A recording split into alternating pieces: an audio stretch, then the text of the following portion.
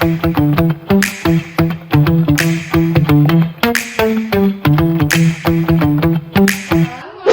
warahmatullahi wabarakatuh.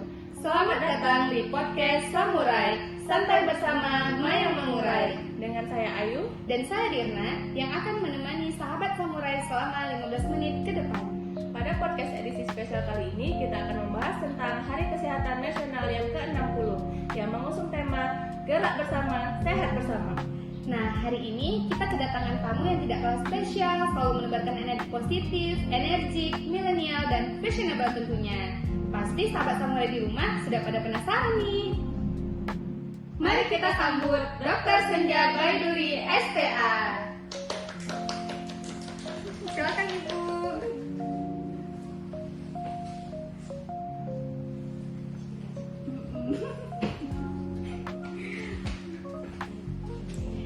Gimana kabarnya Ibu cantik? Alhamdulillah sehat. Gimana kabarnya Kak Agus? Alhamdulillah sehat juga Bu. Sepertinya Dr. Senja hari ini terlihat sangat berseri-seri dan makin cantik ya nih, Ibu ya. Glowing, efek pengantin baru kali ya. Terutama tidur yang cukup. Karena udah ada temennya. Balik lagi ke topik awal kita nih dokter. Iya. Hari ini kita akan membahas tentang Hari Kesehatan Nasional ke-60 yang mengangkat tema Sehat Bersama, Gerak Bersama. Nah, berbagai organisasi profesi ikut ambil andil dalam menyukseskan kegiatan HKM ini. Begitu juga dengan rumah sakit kita ini, dokter.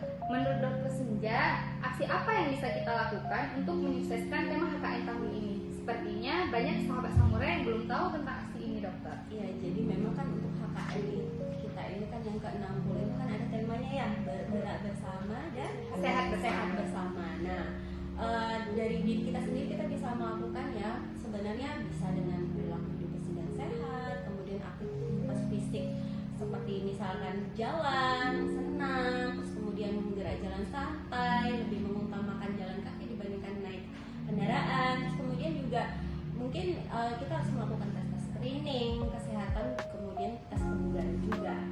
Untuk misalkan tes screening pada dewasa ya, terutama itu misalkan kita bisa lakukan pengecekan lab, vital sign seperti tekanan darah apakah dalam batas normal atau tidak. Kemudian untuk laboratorium mungkin kita bisa cek kolesterol, terus kemudian gula darah, karena memang usia-usia kita ini sangat-sangat rentan dengan penyakit-penyakit degeneratif gitu.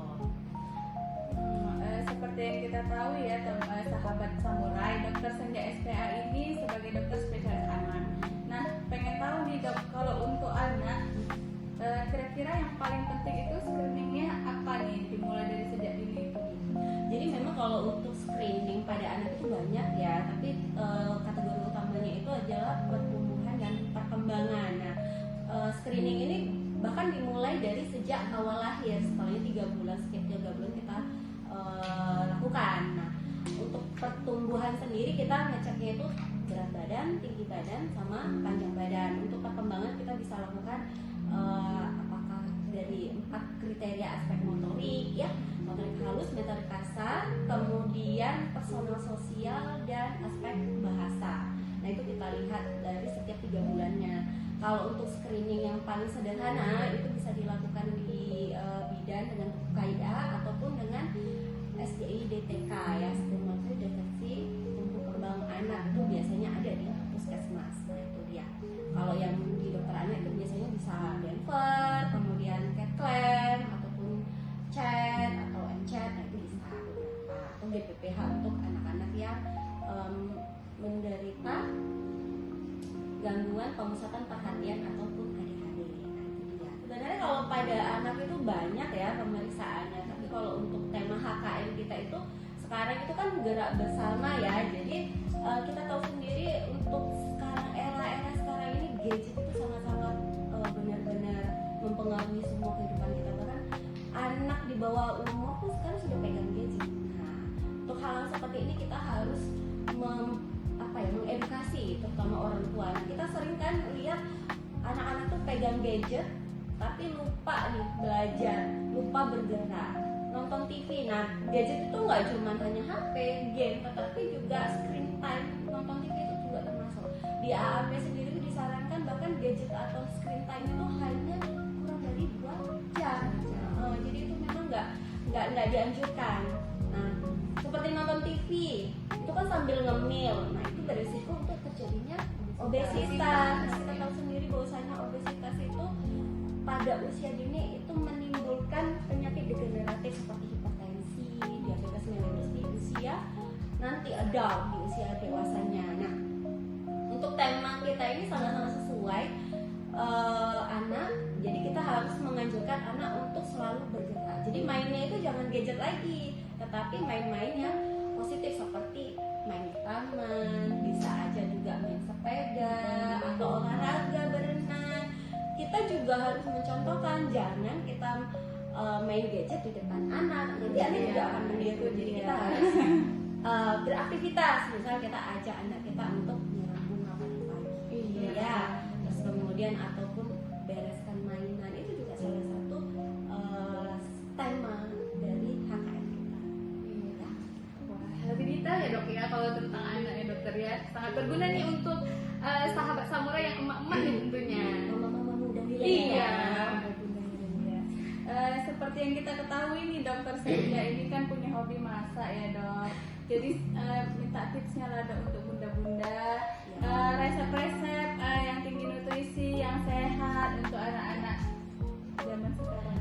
Jadi memang kalau kita perhatiin anak-anak itu sangat tertarik dengan makanan yang di luar. Kenapa? Karena makanan di luar itu warna-warni, bentuknya menarik, lucu-lucu dan menggugah kemudian cara penyajiannya juga sangat-sangat menarik. Nah, ini bisa kita tiru apa bunda-bunda yang di rumah ya. Jadi kita kalau bisa memasak jangan hanya memasak yang penting jadi, enggak, karena anak-anak itu suka dengan bentuk-bentuk yang lucu. Kenapa enggak kita memasak misalkan jadi bentuknya jadi lucu, dibuat sushi atau dibentuk seperti kayak buah ataupun boneka. Jadi bekal anak kita itu terlihat lucu, enggak kalah sama mamang-mamang yang jualan di luar itu. Kadang kan mereka menjualnya itu kan kayak sosis nih, sosis bakso bakar ditampilkan, atau minuman yang sasetan yang kemasannya warna-warni. Mereka juga tergiur. Kenapa nggak kita buat aja jus yang organik di rumah? Bisa aja dari buah naga, kita masukkan ke dalam botol-botol lucu, kita bawain bekalnya. Atau misalkan kita makanan-makanan kita itu misal kita mau buat telur ora-ari atau nasi goreng, kenapa nggak dibentuk? Kan banyak tuh cetakan-cetakan yang dijual, nah itu juga lebih bisa menggugah selera. Nah, ini di pediatri sendiri itu ada istilahnya, kita baru mengenalkan makanan kepada seorang kalau kita tidak menyajikannya dalam 15 kali porsi bentuk. Misalkan pertamanya kita mau ngasih telur ora-ari, dia nggak mau telur semur, telur bacem, apa lagi, martabak telur, habis itu apa lagi, mungkin sup telur, apa yang lain lagi bisa telur gulung, apalagi misalkan bikin takoyaki dan telur. Nah itu kan banyak ya bunda-bunda, banyak ya bunda-bunda. ya. Semua kayaknya dijelasin sama dokter Senja ya. Bahwa Ke waktu kita pun dah terhipnotis sama kata-kata dokter Senja. Jadi udah bisa direalisasikan di rumah ya bunda-bunda untuk si kecil di rumah. Terakhir nih dok, pesan untuk Hari Kesehatan Nasional yang ke-60 tahun ini kira-kira apa dari dokter Senja? Semoga kita bisa kompak, makin kompak, terus kemudian bisa melaksanakan tugas-tugas kita sebagai tenaga kesehatan sesuai SOP, standar operasional dan prosedur.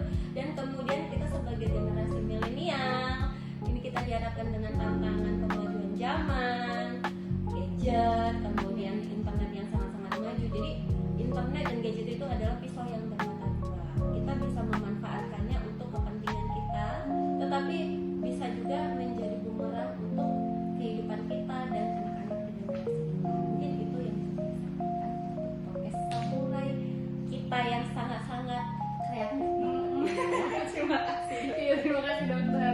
Baik sahabat samurai, itu tadi podcast kita bersama Dr. Senja Baiduri SPA. Semoga kita dapat ikut mensukseskan aksi tema HKN tahun ini demi kesehatan Indonesia yang lebih maju. Amin. Amin. Terima kasih kami ucapkan untuk dokter Senja sudah meluangkan waktu untuk menjadi narasumber kami di podcast kami ini. Semoga untuk diundang di podcast Iya. selanjutnya. Jangan capek dokter.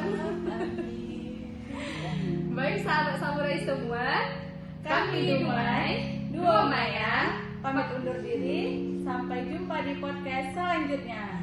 salam hangat Rumah Sakit Muda Sedia. Assalamualaikum warahmatullahi wabarakatuh.